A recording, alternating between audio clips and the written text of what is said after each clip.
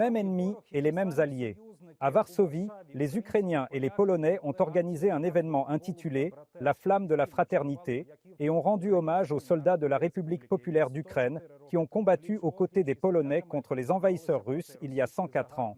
Natalka Volosecka, correspondante de Radio Liberty, parlera de l'histoire commune et du symbolisme de l'événement. Pour la 6e année consécutive, la campagne Flamme de la Fraternité s'est déroulée en Pologne.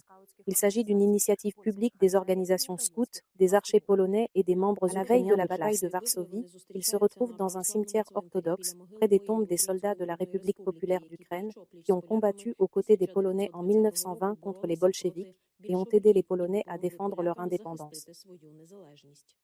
Il y a 100 ans, lorsque la horde bolchevique marchait sur la Pologne et l'Europe, les forces armées ukrainiennes ont soutenu l'armée polonaise. Nous nous souvenons du passé.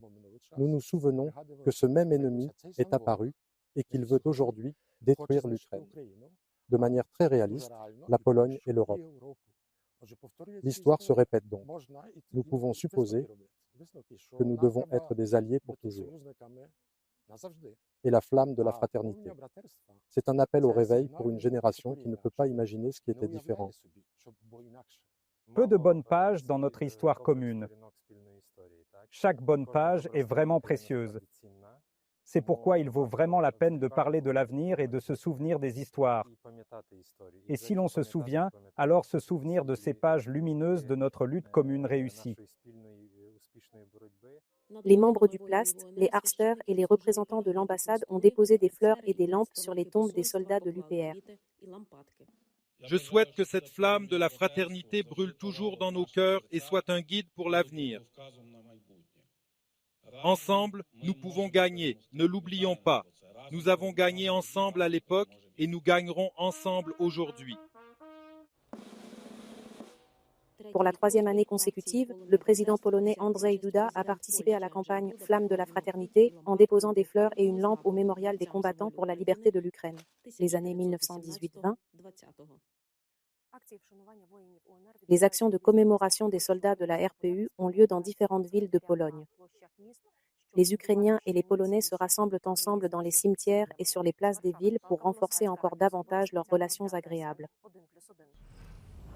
Un défilé militaire de grande envergure et spectaculaire a eu lieu à Varsovie à l'occasion de la journée de l'armée polonaise. Chaque année, le 15 août, le pays célèbre la victoire de la bataille de Varsovie.